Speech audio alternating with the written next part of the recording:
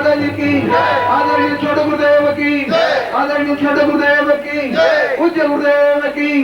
ओम हर हर महादेव, ओम हर हर, तेजस्विता से ओम हर हर।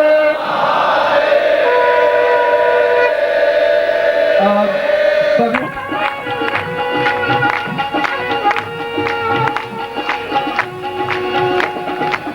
मुरली बजा के मन हर लीना, मुरली बजा के मन हर लीना, मुरली बजा के मन हर लीना।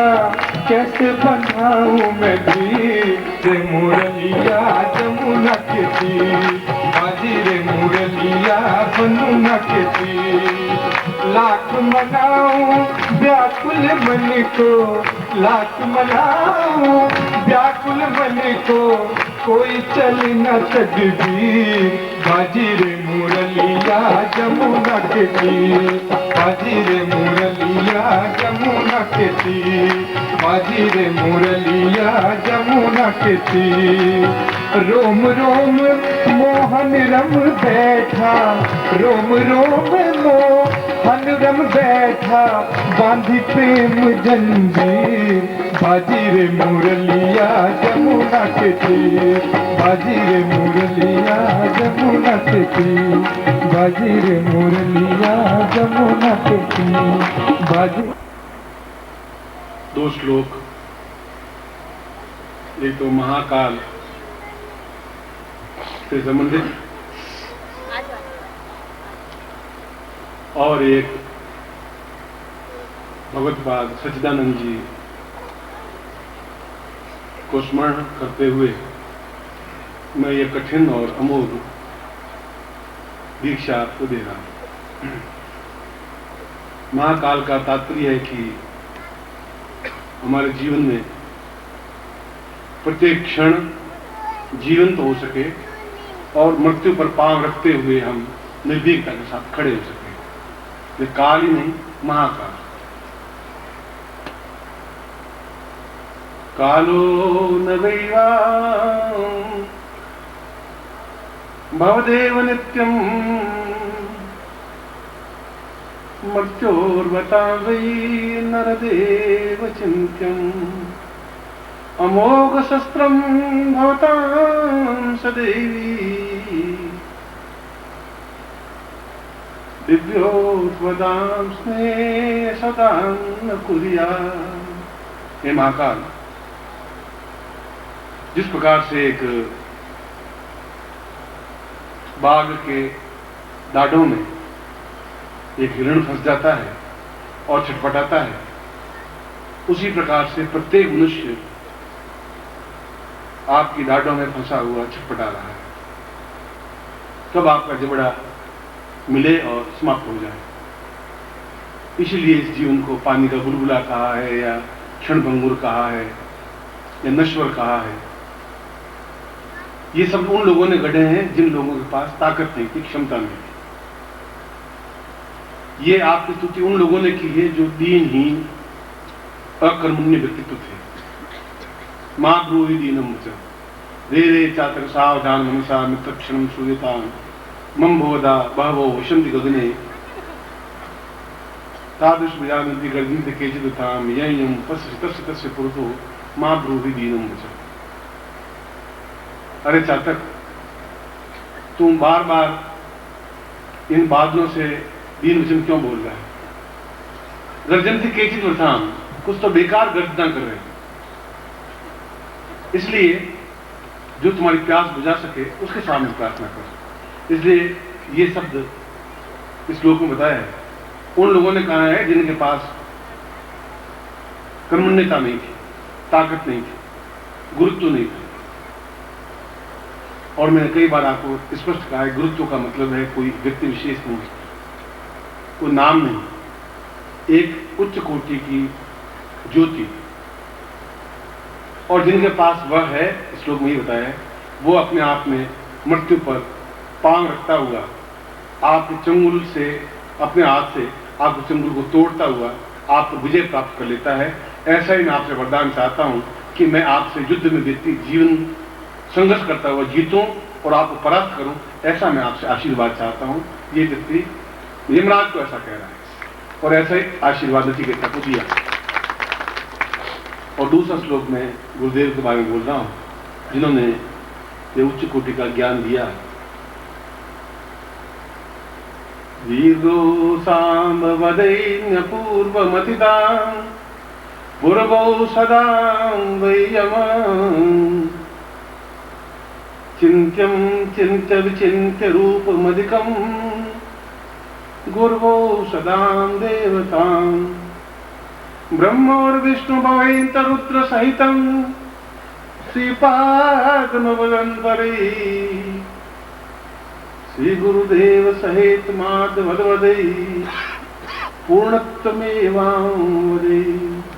आप स्वयं ब्रह्म स्वरूप हैं, विष्णु स्वरूप हैं, रुद्र स्वरूप हैं और सारी शक्तियां आप में सन्निहित हैं और आपने इतने दुर्लभ ज्ञान को ढूंढ करके निकाला जो कि समाप्त हो चुका था और वो प्रदान किया। मैं आपकी अनुमति देता हुआ अपने शिष्यों को इस मृत्यु पर पांव रख करके निर्भीकता के साथ में जीवन व्यतीत करें, विचरण करें और वह सब कुछ प्राप्त करें जिसके माध्यम से आनंद, उल्लास, उमंग, यौवन, स्थिरता और देवत्व प्राप्त हो सके। ऐसे में गुरुदेव से आशीर्वाद लेता हुआ आपको यह दीक्षा प्रदान कर रहा हूं और आपको आशीर्वाद देना चाहिए। अब आप एक पंक्ति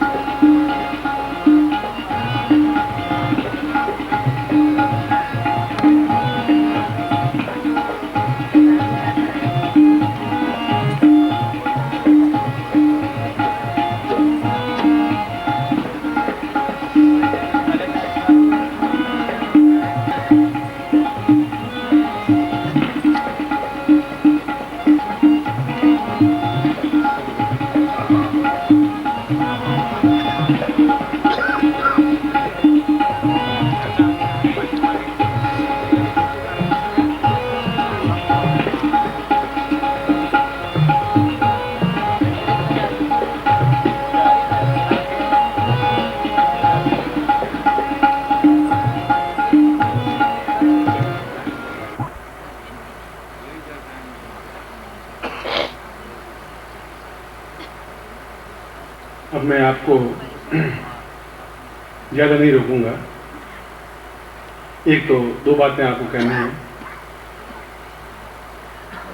आज मैंने आपको अप्सरा दीक्षा दी है और मेरे साधना कक्ष में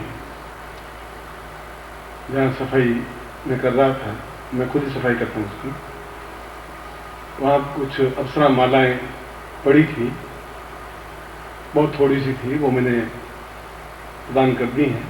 आप रात्रि को जिनको भी प्राप्त हो सके आप लेके पहन करके उसको सोएं आज रात्रि को, तो आपके लिए जो मैं दीक्षा दी उसका पूर्णता के साथ में प्राप्तिकरण हो पाएगा। इसी रात्रि को आप कपड़े भले पहने रहें, मगर वो माला, जो भी थोड़ी बहुत मालाएं हैं वो आप ले लें, दौड़ेंगे नहीं यहाँ से, और उनको पहने और पूरे जीवन भर के लिए उनको आप धारण कर सकते हैं, करते रहें। मेरे भी गले में ये तो रुद्राक्ष माला है, मगर अंदर उस प्रकार की माला धारण की हुई है, आप उस माला को प्राप्त कर सकते हैं। ये आपको सूचना मुझे देनी थी। दूसरी, कल सुबह यथासंभव स्नान थोड़ा जल्दी 4 बजे उठ जाएं, स्नान कर लें और शुद्ध वस्त्र धारण करके फिर आप यहाँ बैठ जाएं, तो मैं थोड़ा जल्दी आकर के सबसे पहले सुबह विजय काल में शतअष्टोत्तरी महालक्ष्मी दीक्षा दूंगा। सन 1994 में इस प्रकार की एक दीक्षा दी थी, पत्रिका में प्रकाशित हुई थी।